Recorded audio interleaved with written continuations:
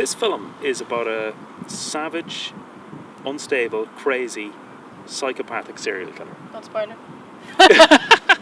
No, you can say it. It's fine. Is it autobiographical? I don't have any corpses in my... That's good to know. cellar. How many corpses do you have in your cellar? Maybe two. Two. But just in the walls. Just two. Only in the walls. Okay, that's good. That's a relief. Okay. You're not going to add me to it, are you? No one else. Okay, that's what that's motivated me. Good luck. Okay, I'm back. Wait, you are just joking, yeah? She's joking. We never know. We won't know. We won't know. Unless German news reports come out about this. But who knows? Of your croissant bites? I did. Successfully. Yes. My non-vegan croissant That's bites. a shame. Is that the way you say crumbs in Germany? Bites? No. It's just what came into my mind. I thought it was a little German quip there.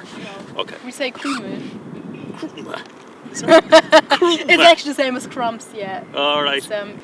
It is Saturday, 26th of May, and Ireland has said yes. Ulster still says no, and we're on Sandymount Strand here for no budget, and I'm with Jannine Benkhart. Yes, that's right. Benkhart, I I'm got glad it that right. you know my name. Right, first time. So, do you want to tell us a little bit about yourself, Jannine? Okay, Well, whether you are or are not a photographer, that's controversial, but it is like I like to do some photography. Some people say I'm good in it, some say I'm not. I'm willing to say you're good in it. Yeah, like whatever I am, I'm just a crazy woman. I think who had the plan to make a movie, and that's what I did. And you kind of have to be crazy to make a film anyway, right? Maybe. Yeah. You'll either be crazy beforehand or afterwards, after all of the organisation stuff, and we'll talk about that.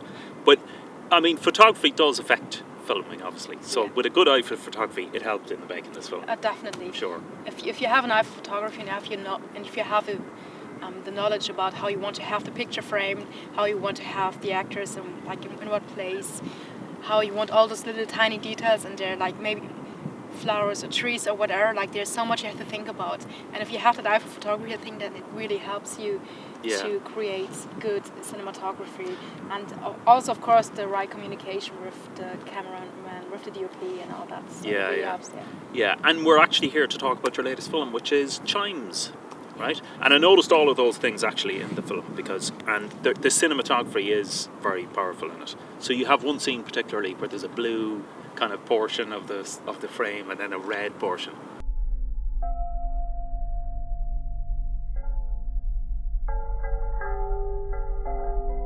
There's going to be no spoilers here, but so you do pay attention to the colours and the cinematography in it.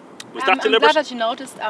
I paid a lot of attention to little details, and colours are very affect the whole outcome of it. Yeah. So I gave my cast, I gave my character certain colours, and I paid attention. In costume, yeah.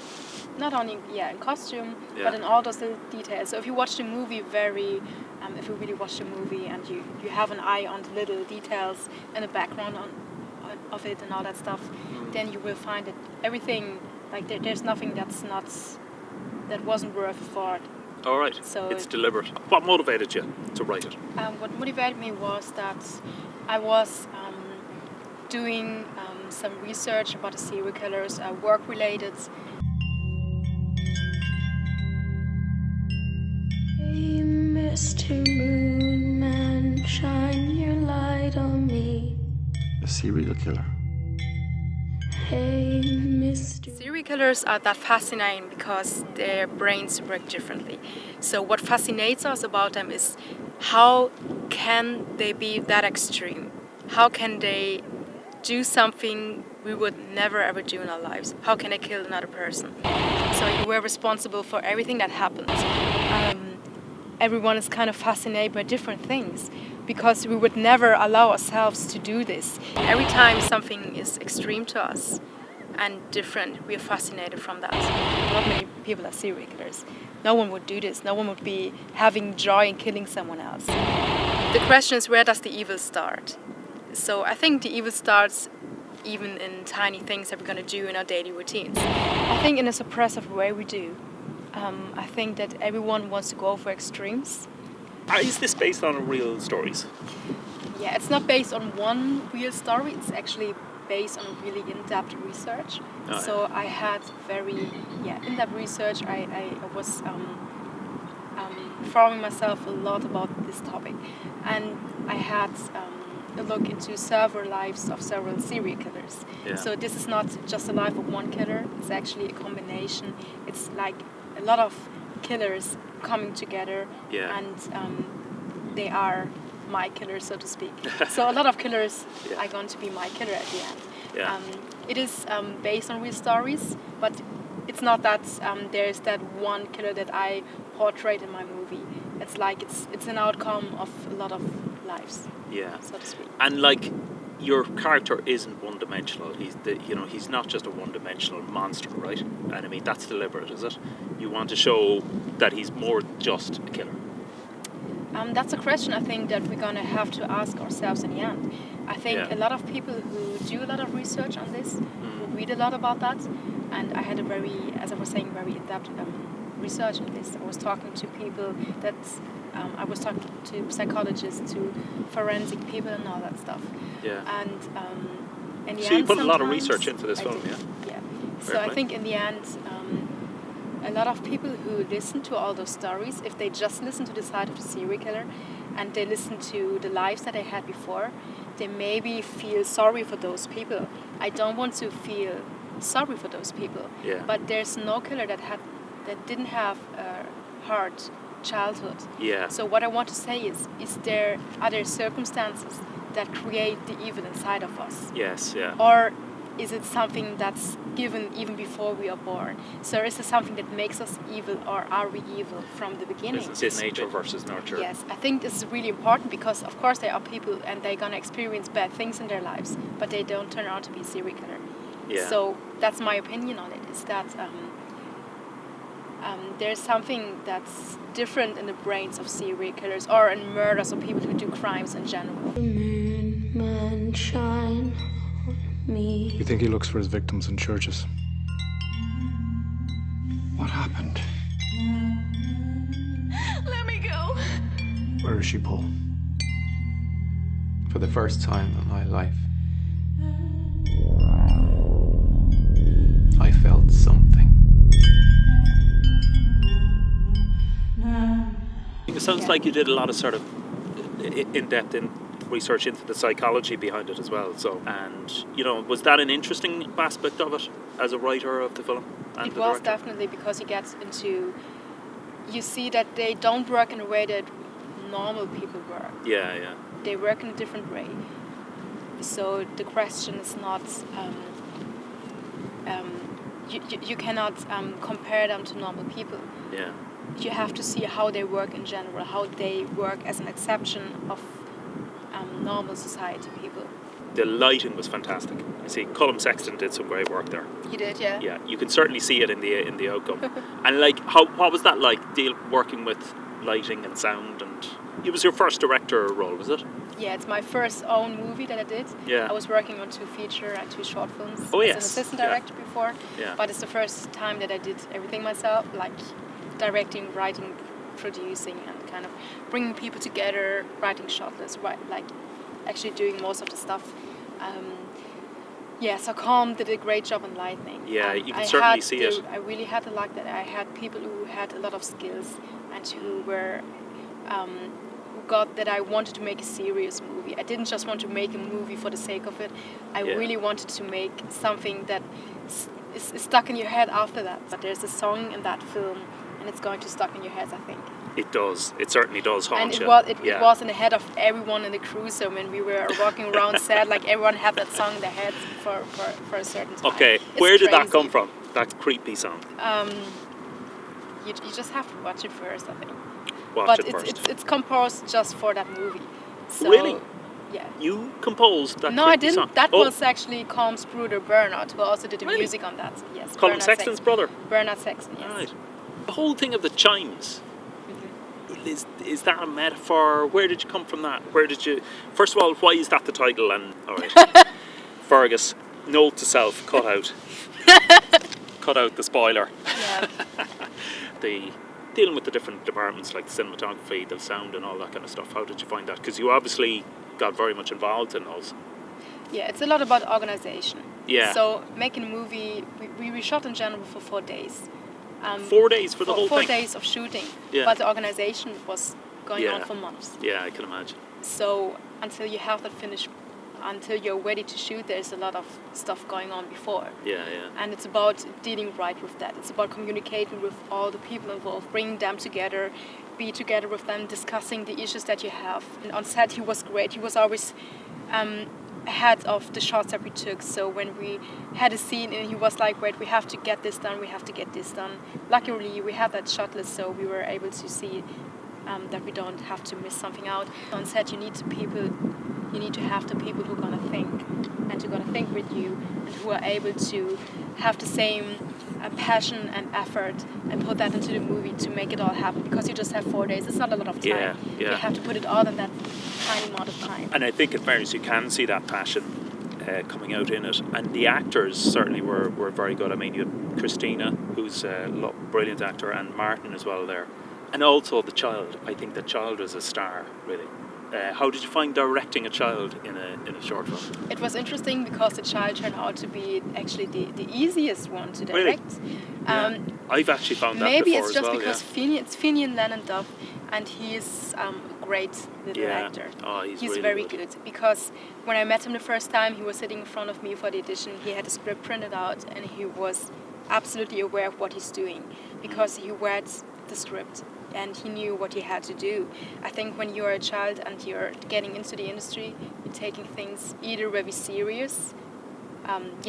If you want to have a serious career, then you're going to take things very serious.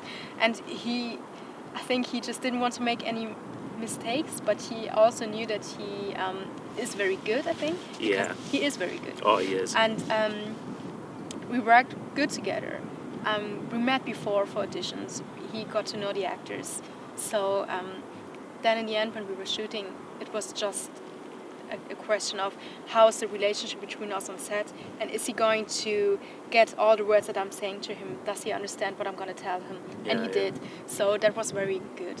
I think all the relationships that I had, the working relationships that I had with the actors on set, was very good. Yeah, so I was that's lucky great. with that. You can certainly see it. And Martin and Christina, who played the lead roles really well as well. Did you? How was that in terms of selecting the cast and guiding them through the process? Did you? It's also it had a lot to do with organization. Yeah. I was. There's a lot on that. Yeah, coming back to that. So being a producer seems to have been a massive help to you in making this, as well as being a director. I think in short films it's different. If you're doing a short film and you wrote it and you direct it, then it's kind of you want to produce it as well, because you want to have the best outcome. And if you're going to do it yourself, then you know what you're going to be confronted with. Yeah, you did almost everything, I mean, you know. Yeah, with the help of Christina Ryan as well, so we produced it. There was a lot going on there, and in the end it turned out to be great. Yeah, so it is. Yeah, it's certainly very impressive. What's your plan for it once it's finished? It's nearly finished at this stage? It's nearly finished. There's some music things and sound mix things that we're going to have to fix. But in general, the movie is actually quite finished. So the edit is, the picture's locked. Great. The color grading is done. There's only small things, but it's ready for submissions, and we already submitted to conquer the world. Some festivals. Yeah. Which festivals are you planning to go? A lot of festivals. Those are so many that I actually cannot. Sometimes, there are so many. There's thousands, and that's part of the problem, I suppose. Yeah. There's some specific genre of festivals which you might focus on. I mean, there's horror festivals. I know it's not horror. It's a question if it's a horror film or because it's more of a thriller. Yeah, it's not really a horror film. There is blood, of course. There is a little bit of blood, but is this a spoiler? That it's vegan. Because vegan is so important to this character. Earlier we did meet a vegan activist, and that was interesting actually. Yeah, it was interesting, yeah. That was brilliant. I mean, you leapt out of the car and you were so delighted to see these vegans on the side of the street. So tell us about that, even though actually initially I thought that would be totally irrelevant to this film. The more we were chatting on the way, it's kind of, you were talking about empathy. Being a vegan means you have empathy for sentient beings and all this kind of stuff, and psychopaths don't. And, this whole thing of murder and murder of animals. There's a difference. This always happens. You have a conversation off camera, and then we are trying to have it on camera. Maybe you're just gonna... Being a vegan, you are... Okay, I don't know what I'm talking about. I'm not a vegan yet. I'd like to be, but... You should try it then. I should, Yeah, the thing is with vegans, and some people ask me, you're gonna make a movie about serial killers, but you're vegan. Yes. First of all, the whole catering That's a was vegan. snappy question. Yeah, the whole catering was vegan. My lead actor was vegan, even though the fake. Martin. Is Christina? No, she's not. But Christina. All the crew was vegan for those days. I'd say that. So yeah, it was vegan catering, so it was good. Christina would be too much into the sushi. That's well, the there's problem. also vegan sushi. Is there? Of course. Of course there is. Yes, Yes. you can just wrap it in the seaweed. Yeah. That's what you always do with sushi. Well, isn't yes, it? yeah, but you can just you don't use have to put the avocado fish. and Yeah, cucumber, exactly. whatever. Yeah. Just use vegetables instead of fish. Yeah, yeah. And then you have it vegan. It's fried.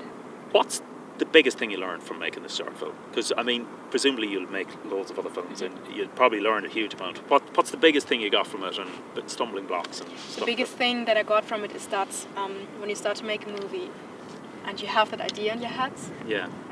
it's not a thing about having a good idea. The thing about making a movie is standing behind that idea every day. Every morning you wake up, you have to know that you're going to work on this, and you have to know that you're going to do everything to make this happen. So what I learned from this is persistency. It's just to work on this, even though I felt like so many times I felt like I cannot do this. It's too much. It's ridiculous to make this. But Why I is went that? on. Why is that? What was pushing it to the limit there? Because you have to I think every organize. filmmaker goes through it. You But have to organize so many things. yes, that's the head You wrapper. have the idea, but then just to actually do it. Yeah. That's the yeah. actual thing. Yeah. The thing is not to have just a good idea. The thing is just to go out there and make it happen. Yeah, It's exactly. just doing it. Yeah. It's always like words don't count that much, but actions count a lot. And you just Yeah. have to go out there. So what I learned from this is never give up. Because then there was a certain point where I was like, okay, I just feel shit. I don't want to write this email. I feel like we're not going to do this because there's an issue. And then I was like, you just have to push it through. You just have to push it. Good you just for have to you. go. Yeah, Yeah, exactly. And I just went through it. And then in the end, it was good. Every step that I took. And it was very hard sometimes. Yeah, Because I've you no felt doubt. like you have no motivation just to get up. Sometimes you are in an emotional state that is not good. Yeah. You're feeling, there are just things going on in your life and you feel like you don't want to get up. You actually want to cry. And I just felt like I'm going to separate myself into two bodies. If I'm sad, I can cry. Like I can be sad. Cry right now? It's fine. You can be totally depressed. You can be sad, whatever. Yeah. As long as you have the other side, and as the other side of you is going out there and gonna make your dreams come true, and as long as you're gonna go for your goals that you have. So sometimes I was sitting there when I wasn't feeling good, like crying, but still writing that email because Yeah. I just had to do it. And That's really a lesson for everybody who wants to that make a film. that was my biggest lesson. Yeah, that just there was go- something, and I had to bring it until an end. I was Yeah. starting this in October last year, and it's just coming to an end now. So the biggest thing I learned from it was persistency, I'd say, and go for my dreams. Great lesson. Yeah. Yeah. That's good. I mean, apply to every film, or everything that you want to do, no matter what it is. It was crazy, yeah. It was actually the most crazy experience I've ever made because of the fact that I was responsible for everything and everyone, and I had to make every decision. I never had to make so many decisions in my life. That was crazy. And the thing is that what motivated me was that I knew that if I'm lazy and I'm not going to meet this or that guy, or if I'm not going to do this or that, I'm not going to do my movie in the end. So the biggest motivation for me was actually my own project. So there's no bigger motivation than something that you're going to put all of your passion in, because it's a product of yourself. It was kind of my baby, you know. Yeah. It was something that I just did for myself and also for other people. And you had not to only deal with yourself, you had to deal with a lot of other people as well. You had to motivate people as well. You had to you had to make a movie. I mean, that's a huge task.